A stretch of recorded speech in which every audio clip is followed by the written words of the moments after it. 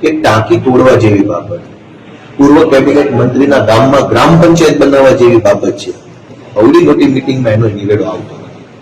આ સિવાય વિસાવદરના અને મહેસાણા અમારા જુનાગઢ મત વિસ્તારના જે કઈ બીજા નાના મોટા પ્રશ્નો છે એની આજે મેં રજૂઆત કરી છે. ખાસ કરીને એક ગંભીર બાબત સામે આવી કે રત્ન કલાકારો માટે આ સરકારે બહુ મોટા પાયે જાહેરાત કરી હતી જયારે હીરામાં મંદી આવી ત્યારે કે અમે રત્ન કલાકારોના બાળકોની ફી ભરી દઈશું. રત્નદીપ યોજના જુનાગઢ જિલ્લામાં 2982 ફોર્મ ભરાયા રત્ન કલાકારો દ્વારા.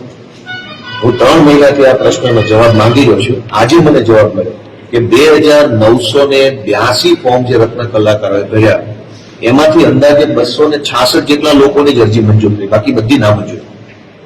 મેં પૂછ્યું આટલી મોટી સંખ્યામાં અરજીઓ નામંજૂર કેમ છે?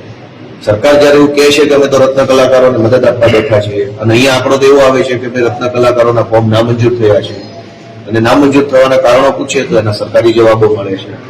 મેં ધારાસભ્યની ગ્રાન્ટમાંથી અંદાજે 2,25,00,000 રૂપિયાની રકમ ફાળવી છે ત્રણેય તાલુકાઓની મળીને.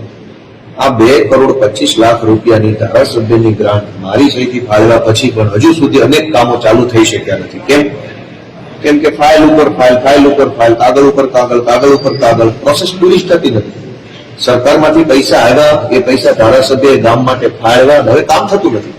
અને આ ફરિયાદ મારી એકની નહીં, ભાજપના જેટલા પણ ધારાસભ્યો મિટિંગમાં બેઠા હતા બધા એક જ ફરિયાદ કરી કે ગ્રાન્ટો ફળવાઈ ગયા પછી કામ થતા નથી. તો આજે આ મિટિંગની અંદર રોડને લઈને બધા ધારાસભ્યોએ ફરિયાદ કરી.